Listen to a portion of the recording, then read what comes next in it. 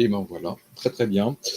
Bonjour à tout le monde, nous sommes ravis de vous accueillir pour cette première journée du Data Center. Donc moi-même, je suis François Tonic et je suis accompagné de Patrick Marty de TIA Énergie. Patrick, merci d'être avec nous ce matin. Alors, tu vas inaugurer un petit peu nos lives. Patrick, merci. Pardon. Voilà. Donc, tu vas inaugurer effectivement le premier live de la journée. Est-ce que tu peux te présenter en quelques minutes et dire un petit peu ton secteur d'activité? Tout à fait. Donc, qui suis-je? Je suis directeur de recherche et développement au sein de TIA Énergie, qui est un bureau d'études spécialisé dans la conception et la réalisation de centres informatiques. Et je travaille à peu près depuis un peu plus de 30 ans dans les centres informatiques. Donc, j'ai connu les centres informatiques alors que ça ne s'appelait pas centre informatique. C'était des salles informatiques et les premiers bâtiments dédiés au data center de l'époque. C'était dans les années 80. On commençait petit à petit à construire pour les grosses institutions nationales des data centers dignes de ce nom, peu énergétiques à l'époque, parce que les équipements étaient très gros et dédiés à de l'informatique centralisée. Et petit à petit, j'ai suivi le fil de l'eau à travers plusieurs bureaux d'études et d'entreprises d'exploitation dans le monde du data center. D'accord. Alors, c'est vrai que lorsqu'on a préparé un petit peu ce premier meet-up, on s'est beaucoup posé la question sur un petit peu le rôle aujourd'hui du data center, qui s'impose clairement, évidemment, mais surtout de comment on peut optimiser l'usage de la chaleur qui est dégagée par ces data centers. Et ce matin, on va parler d'un projet que tu mènes. Donc, c'est un projet d'aquaponie. Alors, est-ce que tu peux déjà nous dire un petit peu ce que c'est? Alors, on va commencer par le début d'abord. Le début, c'est effectivement le polluant dans le data center, c'est effectivement l'énergie qui est recrachée par les équipements informatiques sous forme de chaleur fatale, aux alentours de 35-40 degrés maximum. Et cette chaleur est difficilement valorisable dans n'importe quel process et difficilement transportable. On perd en calories, on perd en énergie. Et à part via des gros acteurs du marché, à part irriguer un réseau de chaleur urbain, on ne peut pas faire grand-chose. Et aujourd'hui, ne serait-ce qu'à travers le réseau urbain, il y a pas mal de difficultés justement à interagir une chaleur qui est difficilement transportable et quelque part, c'est une chaleur froide vis-à-vis de vrais besoins de chaleur, de température sur un réseau urbain qui est plus aux alentours de 80-90 degrés. Donc, on se trouve toujours à un double phénomène, on va dire. C'est plus un phénomène conçu vis-à-vis de la quantité d'énergie à disposition à travers de très gros acteurs comme sont les gros acteurs du marché aujourd'hui, les gros hébergeurs, qui, eux, ont du mal, justement, à être maîtres de ce process en sortie. C'est-à-dire qu'ils vont souvent, on récupère mal la chaleur ou on va chauffer la piscine, s'il y a une piscine dans le coin. Mais c'est pas évident, il n'y a souvent pas de piscine. Ou comme il y a une dizaine d'années, on avait dit on va chauffer une serre à l'intérieur d'un gros data center national.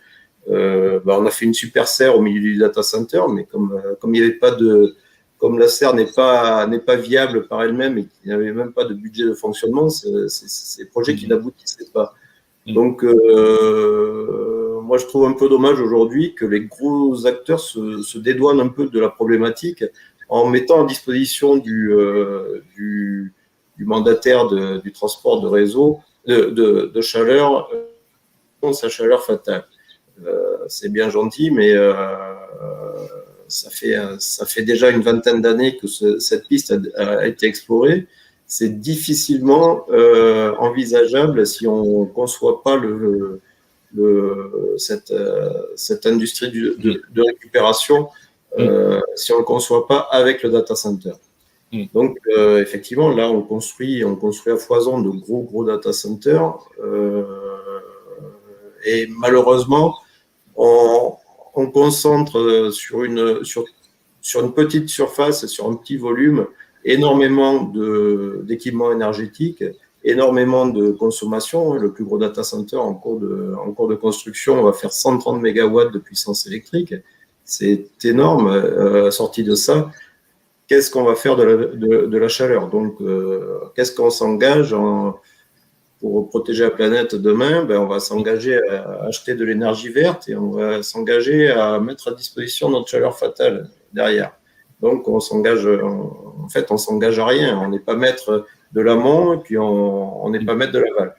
Donc, au-delà de ça, c'est très dur et je comprends les gros acteurs du marché qui sont qui sont pris dans leur mouvement de construire des datas pour satisfaire la demande. C'est surtout ça, mais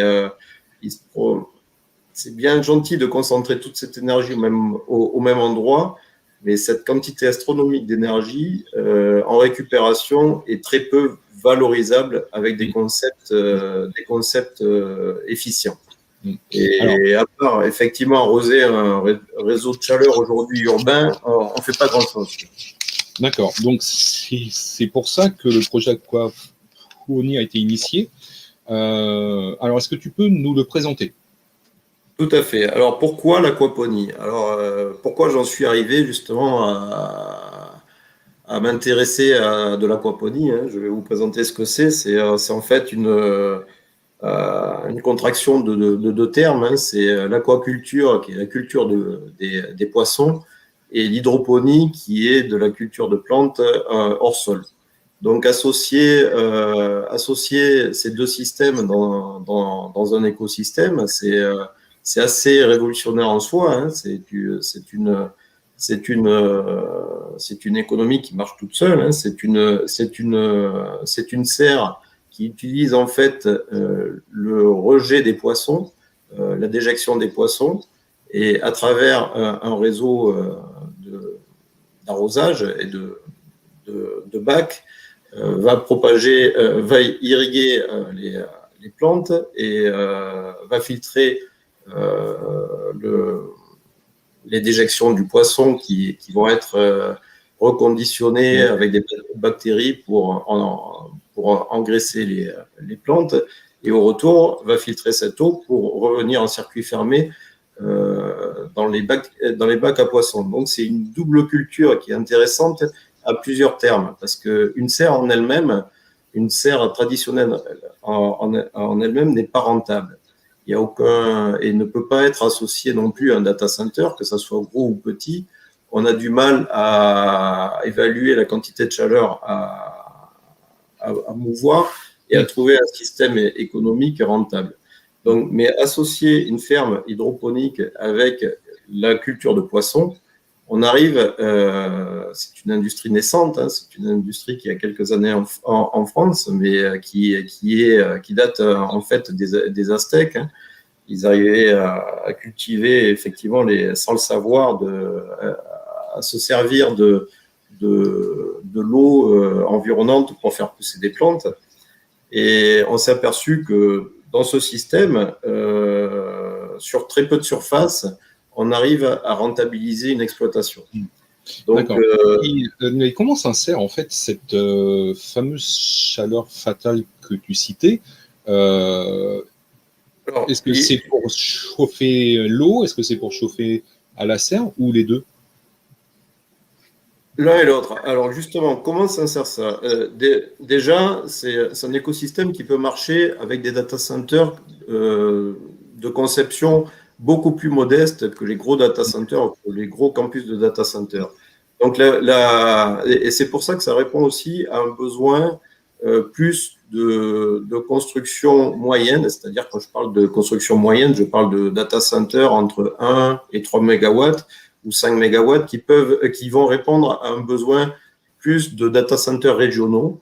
et qui vont s'intégrer dans un écosystème de dire on va mettre à disposition le numérique local pour les populations environnantes, et on va mettre aussi à disposition une source de production de nourriture. Et il faut savoir qu'une ferme aquaponique, sur un modèle d'un data center de 1 à 3 ou 4 mégawatts, il faut environ compter en surface 5 à 10 000 mètres carrés pour avoir une rentabilité de cet écosystème tout seul. C'est-à-dire que la ferme par elle-même va fonctionner parce qu'elle a très peu, très peu besoin d'énergie pour fonctionner, et elle fonctionne toute seule. Elle fonctionne en circuit fermé. Il faut savoir qu'une ferme aquaponique consomme 90% moins d'eau qu'une ferme classique. Et on va pouvoir, dans ce circuit fermé, avoir un écosystème qui fonctionne tout seul et qui va garantir, en gros, pour 5 000 mètres carrés de ferme, on va pouvoir garantir une production locale de poissons et de légumes frais, équivalent à peu près à 100 tonnes annuelles, correspondant à un marché local. Donc, déjà, c'est un objectif commun entre le data center de proximité régional et cette production de légumes et de poissons locaux qui peuvent être déployés en périphérie des villes. Donc, c'est l'ambition de cette industrie, qui est toute neuve dans l'agriculture. Il y a peu d'acteurs aujourd'hui sur le marché français. Il y a quelques acteurs qui commencent à passer dans une phase industrielle, donc qui arrivent à délivrer des fermes. Et ils ont une petite problématique une grosse problématique qui est de réguler la croissance de leurs plantes avec la croissance des poissons. Donc, le data center, en quoi est-ce utile à proximité d'une ferme? Et justement, avec l'exploitation de cette chaleur fatale qui est la dissipation des serveurs, on va pouvoir récupérer cette chaleur, pour maintenir la serre à température, parce que c'est une température effectivement entre 20 et 40 degrés pour chauffer une serre, c'est l'idéal. Et même l'hiver, même avec très peu de chaleur, parce que le data center, l'hiver, va recracher moins de chaleur, même avec une chaleur qui permet de maintenir le hors-gel, est déjà une chaleur très intéressante. Vous avez vu ce printemps-là, il y a eu une grosse catastrophe naturelle qui s'est passée avec le gel et on a perdu énormément de production agricole, arboricole.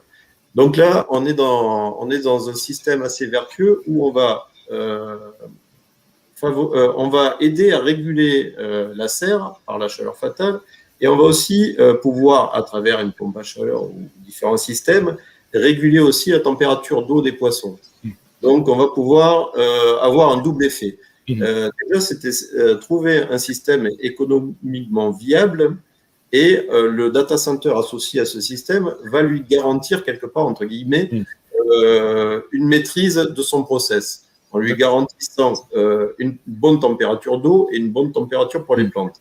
Ça, c'est le premier aspect. Ouais, d'accord.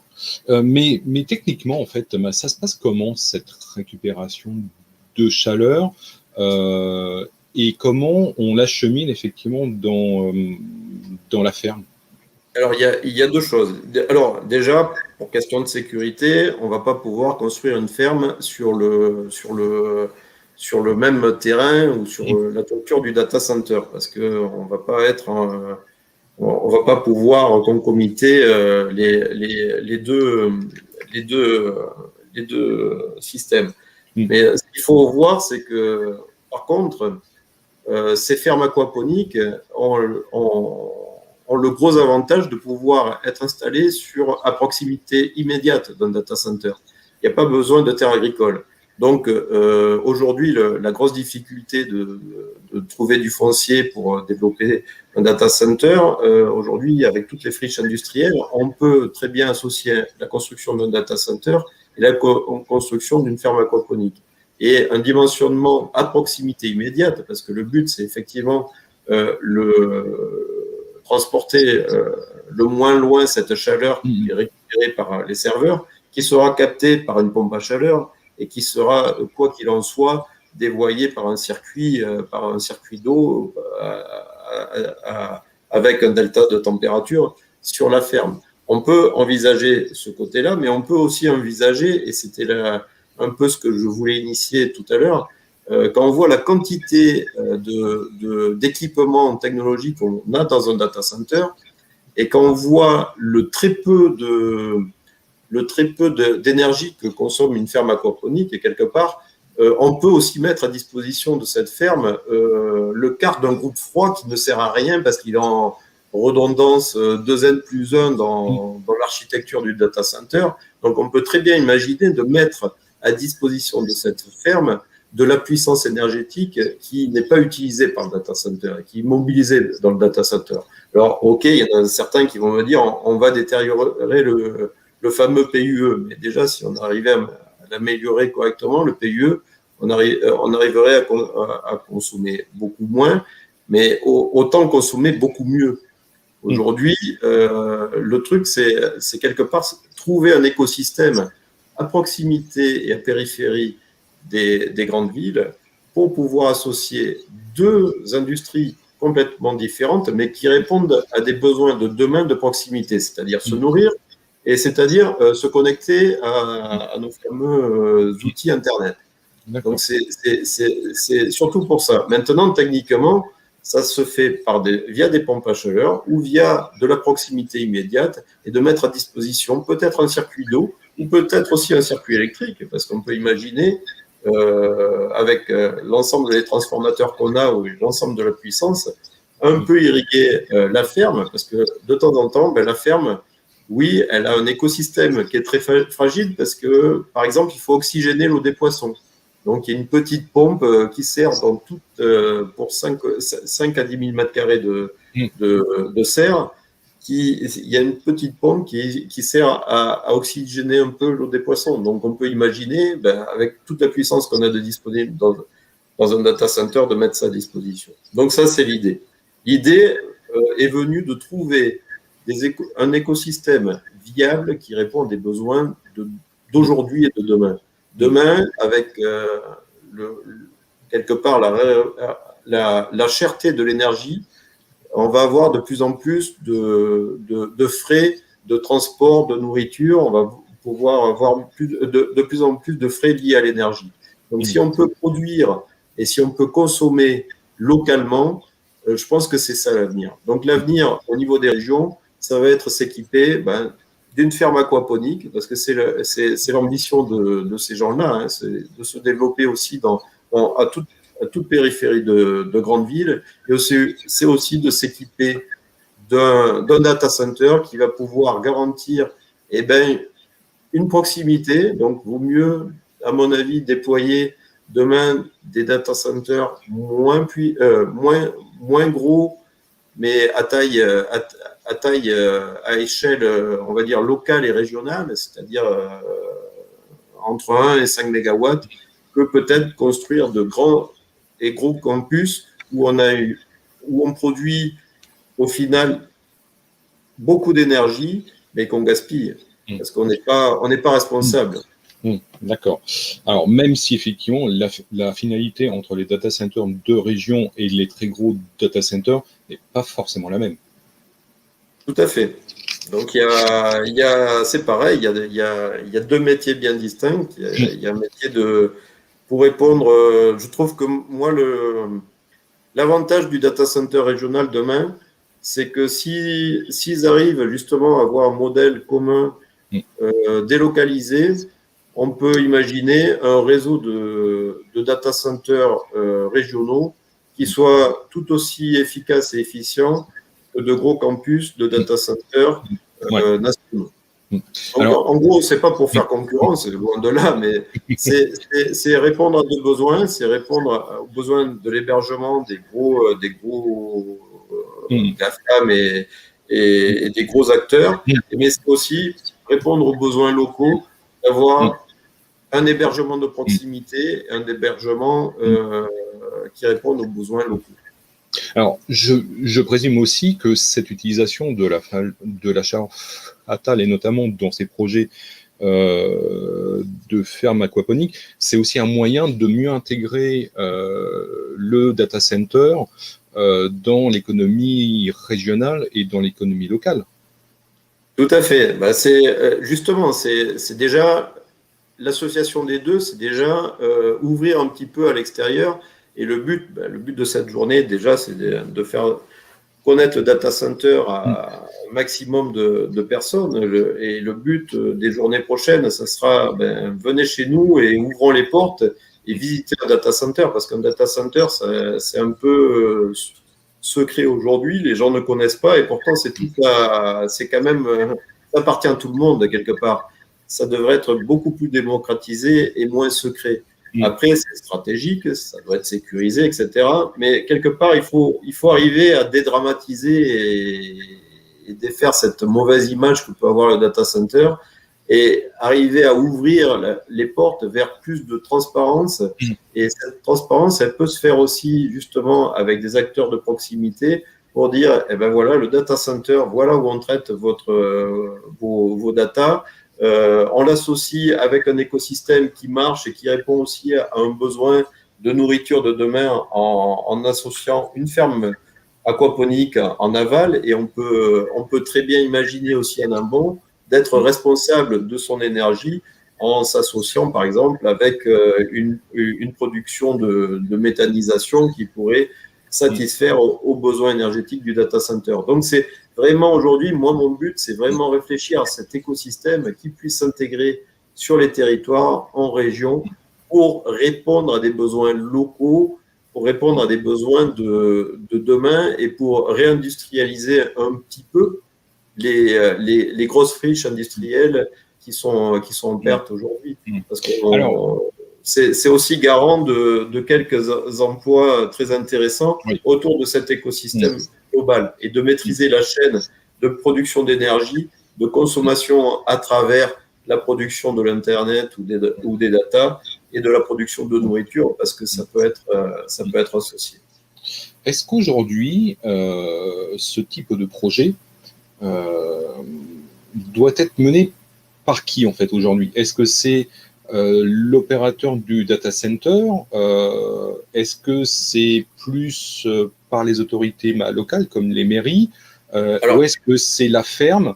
Ou est-ce que c'est le mélange des trois acteurs qui font que l'on monte ce genre de projet? Alors, déjà, si on arrive avec un projet de maîtrise parfaite d'un processus entier, où on est vraiment éco-responsable, et éco-responsable de bout en bout de la chaîne, on va être beaucoup plus crédible à proposer ces projets en région. On va être beaucoup plus accepté, parce qu'on répond à un besoin naissant et important de protéger notre planète, et de satisfaire à des besoins tout à fait naturels, qui est de se connecter à Internet, ou qui est de se nourrir. Donc, on va proposer cet écosystème qui va sûrement générer en plus un écosystème beaucoup plus large, parce qu'on peut imaginer que la ferme aquaponique, on va proposer peut-être du poisson avec des légumes hors sol, mais on va pouvoir proposer un agglomérat avec d'autres producteurs locaux qui ont peut-être du mal à se fédérer autour de ça. Donc c'est vraiment fédérer au niveau des régions. Alors quand je parle région, c'est pas les grandes régions, c'est peut-être les régions d'avant, mais avec une vingtaine ou une trentaine de projets homogènes, on va dire. On peut aussi imaginer une offre homogène de A à Z, avec une offre énergétique, une offre d'hébergement régional homogène. Parce qu'aujourd'hui, pourquoi les data centers régionaux ne prennent pas? Parce qu'ils veulent, je pense, recréer un peu la poudre, et ils repartent de zéro pour créer leur propre offre. Mais il y en a, ça peut pas marcher et chacun aujourd'hui bataille dans son propre sens. Ça peut pas marcher. Autant proposer quelque chose qui tienne la route, d'homogène, et qui satisfasse le besoin d'un plus grand nombre. D'accord. En fait, est-ce que quand tu as monté ce projet-là, est-ce qu'il a fallu faire de la pédagogie auprès des autorités locales et auprès des fermes? Ou est-ce que c'est venu très naturellement? Alors pour moi, c'est venu très naturellement. Après, c'est sûr que quand je suis arrivé dans le monde du data center, au travers de quelques collègues, parce que je m'étais retiré justement de ce monde-là quelques années, et là j'en reviens justement pour porter ce projet, et parce que j'y crois, et parce que j'ai eu le temps aussi de faire suffisamment le tour et de l'exploitation des fermes aquaponiques en France, de l'état de leur marché actuel, qui est en émergence, hein, c'est un marché d'avenir de leur côté. Il y a très peu d'acteurs aujourd'hui qui sont dans une phase, on va dire, pré-industrielle. Ils ont une phase de mise au point parce que c'est pas évident. Donc, il y a des phases de test. Ils sont en train de commencer à lever des fonds pour installer des fermes qui ont pour but d'être autonomes. Mais ce secteur, et justement, quand je suis venu leur proposer d'associer ça en leur apportant ce qui leur manque quelque part, en disant, moi, je vais vous sécuriser votre process, je vais vous amener la régulation d'eau, je vais vous oxygéner l'eau des poissons, je vais vous donner de la chaleur pour pas qu'ils gèlent dans vos serres l'hiver et pour performer votre. Donc tout ça, j'ai eu un très bon écho. Donc l'étape d'après, effectivement, c'est d'aller beaucoup plus loin. L'étape d'après, c'est concevoir cette interactivité possible entre la conception de techniques, parce que c'est pas beaucoup de techniques à développer pour faire marcher cette interface entre le data center et la construction d'une ferme. Et l'étape, c'est de travailler avec les autorités locales, mais aussi de travailler avec les gens de l'INRA, parce que l'INRA est très impliqué dans la recherche aquaponique aujourd'hui, dans ce process-là, parce que c'est une solution d'avenir pour les régions. Et le data center aussi est une solution d'avenir pour les régions. Donc, on amène aujourd'hui un projet de dire on va s'implanter dans chaque région, aidez-nous à nous implanter, parce que je veux dire, il y a des friches industrielles qui poussent un peu partout. On peut s'implanter là et on va pouvoir redynamiser un coin une industrie qui a été perdue et nos régions qui en ont bien besoin aujourd'hui. D'accord. Alors, on a une première question de Yves qui nous demande quel est l'accueil du monde agricole et est-ce qu'il voit la notion de retour sur investissement? Alors, le monde agricole, par rapport au monde d'aquaponie, aujourd'hui, c'est pareil.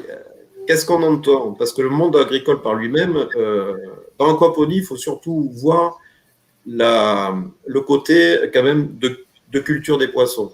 Aujourd'hui, il y a une des plus grosses fermes aquaponiques en France qui fonctionne et implantée au fin fond du Gers. Et au fin fond du Gers, c'est la première ferme, c'est le premier producteur de poissons frais du Gers, c'est cette ferme. C'est pas une pisciculture, etc. Donc il y a un monde entre les piscicultures et il y a un monde entre l'agriculture. C'est un monde au milieu qui se cherche encore, hein, qui est encore naissant en termes de pré-industrialisation, et c'est un monde qui doit être complémentaire, parce que ça vient pas empiéter sur des terres agricoles, et ça vient pas forcément en concurrence de l'agriculture. On vient s'implanter là dans un mode de nouvelle culture, avec des produits qui sont très, très bons, hein, qui sont de très bonne qualité, et qui viennent en complément. Ce n'est pas du tout pour faire front et pour par exemple, faire des fraises en hiver ou faire des fraises même, parce que c'est pas là pour concurrencer le producteur de fraises local. C'est là pour avoir un complément et avoir justement cette réponse à une culture de proximité périurbaine. C'est surtout ça. D'accord. Alors, je vais retourner un petit peu la question, effectivement. Est-ce que quand tu discutes avec l'écosystème ou des acteurs de l'aquaponie, est-ce qu'ils comprennent l'intérêt, effectivement, de conjuguer un petit peu cette fameuse chaleur fatale de data center avec leur ferme, Et est-ce qu'il te pose des questions sur quel est le retour sur investissement, quel est l'investissement que moi, exploitant de la ferme, effectivement, aquaponique, je dois faire? Aujourd'hui, c'est un investissement qui doit se faire à deux. D'accord. Aujourd'hui, le but, et justement, c'est arriver à construire ce projet de mettre à disposition de la ferme cette interface technique, on va dire. Cette interface technique, c'est ce qui va revaloriser le déchet du data center pour créer de la valeur pour la ferme. Donc, cette interface, aujourd'hui, quelque part, elle va être très facilement sponsorisable, entre guillemets. Il y a des acteurs, il y a l'ADEME aujourd'hui qui est en recherche de ces projets nouveaux, justement, pour redynamiser la chaleur fatale des data centers. Il y a eu très peu de temps, il y a eu une table ronde chez France Data Center autour du sujet, où il y avait les gens de l'ADEME qui étaient très intéressés, et où il y avait ces acteurs-là qui cherchent des projets de data center justement pour sponsoriser, pour financer cette partie-là. Donc, quelque part, l'interface entre une ferme qui coûte, on va dire, je vais dire, un ordre d'idée, entre 1 et 2 millions d'euros, et un data center qui coûte entre 10 et 20 millions d'euros, cette interface, elle ne coûte pas grand-chose. Par rapport à... De combien à peu près? Est-ce qu'il y a un ordre d'idée ou est-ce que ça dépend de la récupération que l'on veut en faire? Ça va. Alors, peu importe la récupération qu'on en fait, parce que le but, c'est de ne pas être dépendant l'un de l'autre non plus. La ferme, qu'elle soit. C'est un complément, c'est un support, c'est un complément qu'on apporte. Parce que la chaleur fatale, aujourd'hui, elle est gaspillée depuis des années dans les data centers. Ça fait 30 ans que tout le monde se fout de créer de la valeur avec cette chaleur fatale, parce que justement, il n'y a pas de débouché à ça. Donc, maintenant qu'on est en train de trouver un système pour canaliser, s'il ne fonctionne pas demain, peu importe, je vais dire, le data center fonctionne tout seul. Et la chaleur fatale aujourd'hui créée par en déchets, c'est très peu d'impact carbone par rapport à tout l'ensemble du numérique. Donc aujourd'hui, on fait le focus là-dessus parce que c'est important, mais ce n'est pas indispensable pour fonctionner, parce que ça a toujours fonctionné comme ça.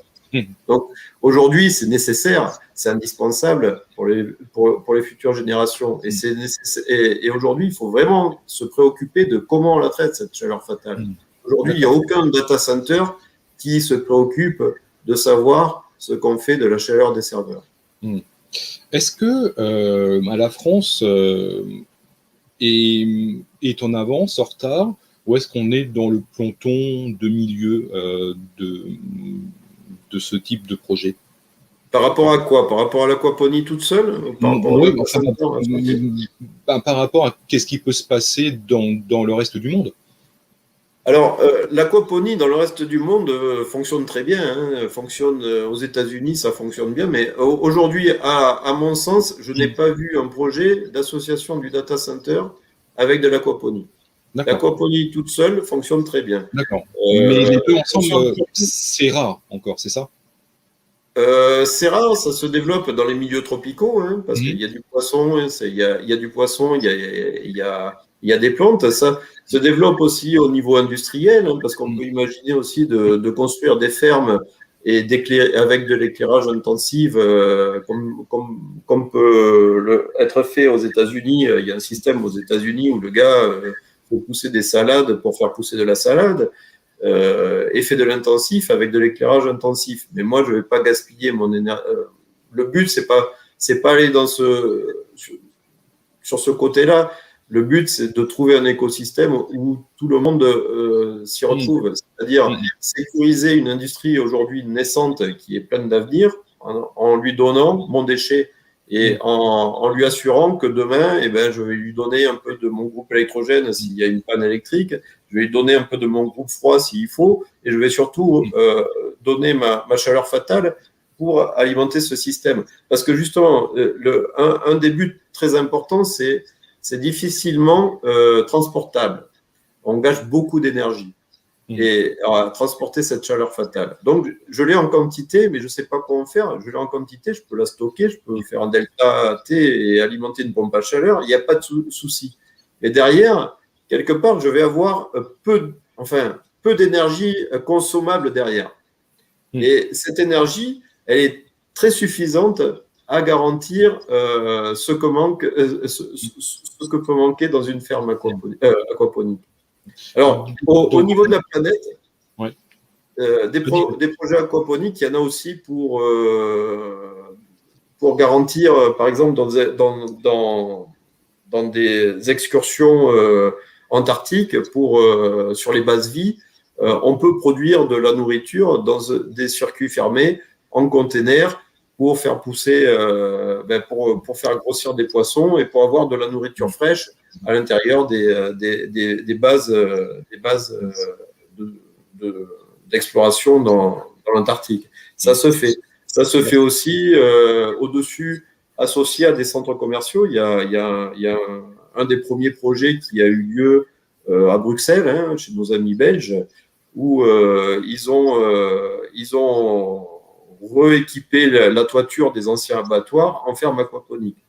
Et c'est un système qui fonctionne, mais les personnes qui ont fait marcher ça l'ont industrialisé. Alors, ils ont récupéré la chaleur fatale des groupes froids qui étaient là pour chauffer tout le centre commercial, et ils l'ont pris pour l'aquaponie.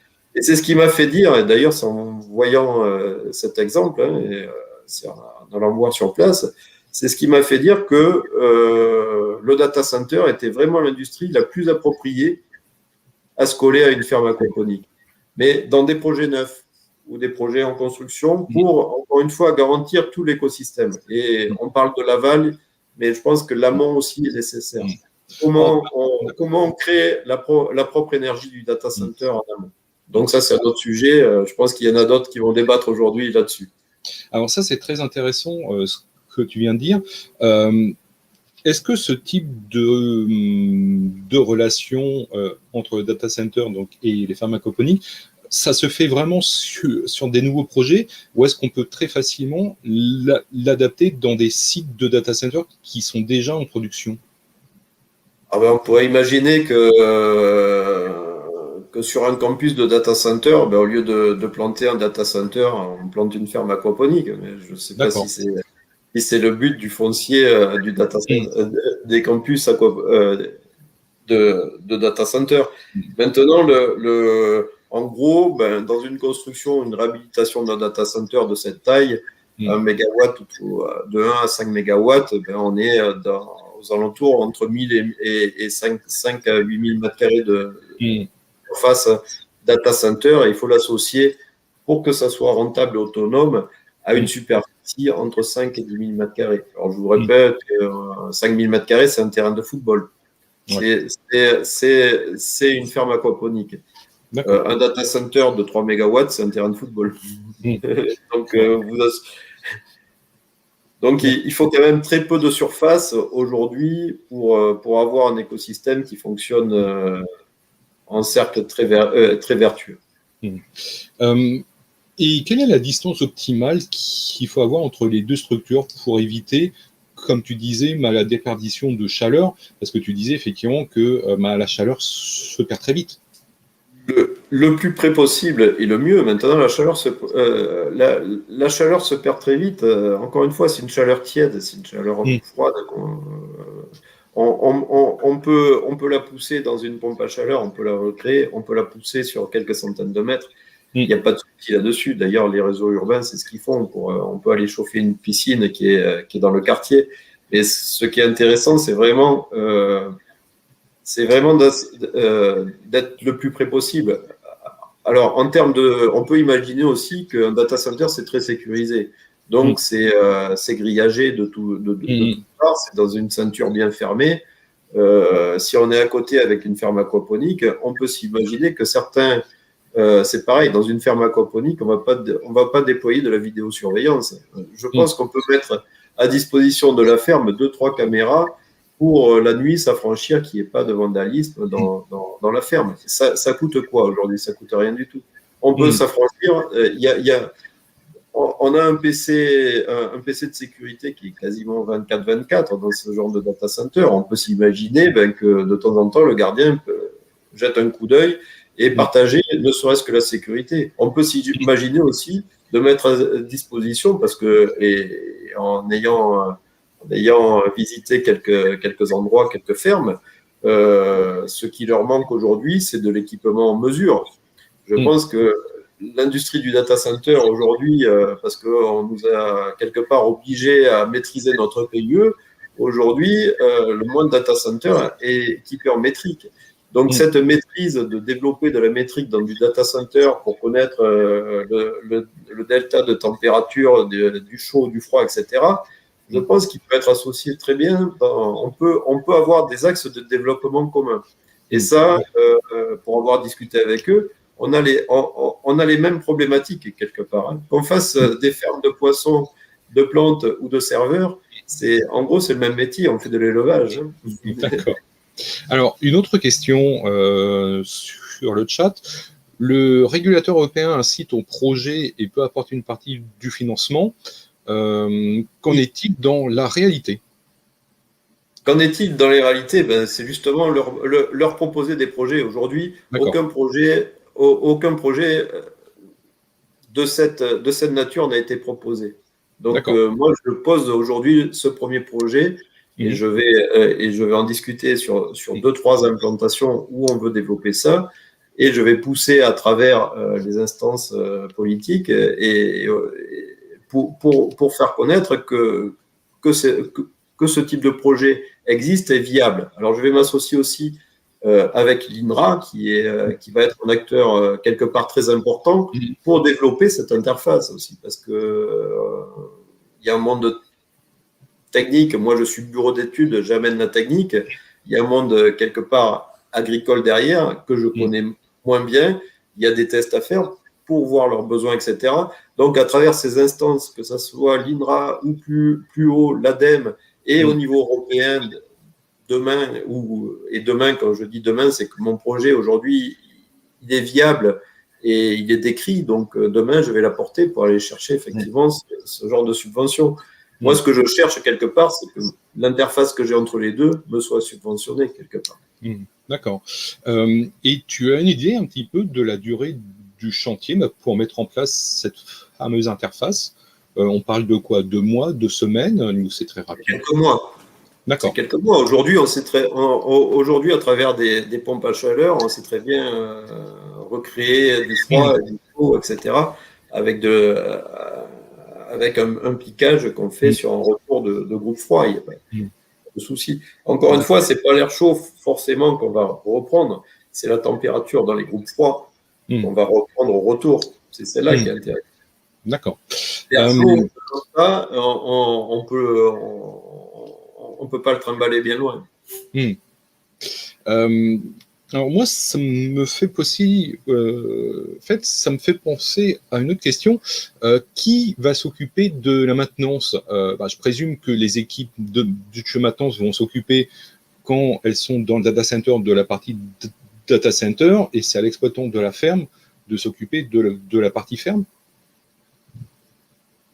Là, le modèle est encore à concevoir. Moi, ce que je propose aujourd'hui, c'est que cette technologie, vu que c'est une interface entre les deux, et quelque part sera propriété du data center, on la met à disposition. Ça sera une maintenance pour moi data center, parce que on est quand même garant de nos déchets, quoi. Ce que je reproche quand même aux gros acteurs aujourd'hui, c'est qu'ils ne savent pas quoi en faire de ce déchet. Donc, ils sont gentils, on le met à disposition. Moi, je veux bien prendre à disposition quelques dizaines ou voire une centaine de mégawatts de chaleur fatale à 30 degrés, mais je ne sais pas quoi. Tu vois ce que je veux dire? C'est pas. C'est quelque part, on doit être garant jusqu'au bout. Donc, moi, si je suis garant de mettre en fonction un débit d'eau froide ou un débit d'eau chaude, et à un moment donné, je vais jusqu'à un échangeur, jusqu'à une pompe que je mets à disposition et je dois maintenir ça. Oui, ce sont des frais complémentaires. Mais oui, bon, après, c'est encore une fois pas grand-chose au niveau du fonctionnement d'un data center quand on voit tous les équipements installés dans un data center qui ne servent quand même pas 20 ou 30% de leur rendement. Ça, on se pose peu la question, mais c'est quand même un réel problème. Hein. C'est le problème de concentrer sur une petite surface autant d'outils technologiques que peuvent être un groupe électrogène, que peut être un onduleur, que peut être un groupe froid. Est-ce qu'on voit l'impact carbone de ça? Est-ce qu'on en tient compte dans les calculs? On voit, je ne sais pas, on peut avoir sur un campus plus de 100 groupes électrogènes, plus de 200 groupes froids, d'1 mégawatt ou de 2 mégawatts. C'est quand même énorme comme puissance installée par rapport à la puissance utilisée. Donc, c'est pour ça que tu me dis, qui va faire la maintenance? Ça va être la partie data center qui va faire la maintenance de ce système. Oui. D'accord. Très, très bien. Merci. Je pense que l'on va conclure là dans quelques minutes. Hein. En tout cas, un grand merci à toi pour nous avoir présenté un petit peu ce projet-là et comment effectivement on peut valoriser cette fameuse chaleur fatale qu'on ne sait pas trop quoi en faire, et ça tu l'as très très bien dit. En tout cas, ça ouvre effectivement un nouveau marché, ça peut ouvrir effectivement de nouvelles perspectives, et notamment au niveau local. Donc j'espère que dans les prochains mois ou dans les prochaines années, on verra effectivement dans nos provinces, dans nos régions plutôt, ce type d'installation. En tout cas, un grand merci à toi. Merci. Et j'espère que pour celles et ceux qui nous ont suivis, le sujet vous a interpellé, et on reste à votre disposition pour vous mettre en contact et pour continuer la discussion durant toute la journée et dans les prochaines semaines. Merci. Merci à vous. Bon, encore une fois à toi, et très bonne journée à tout le monde. Merci. Au revoir.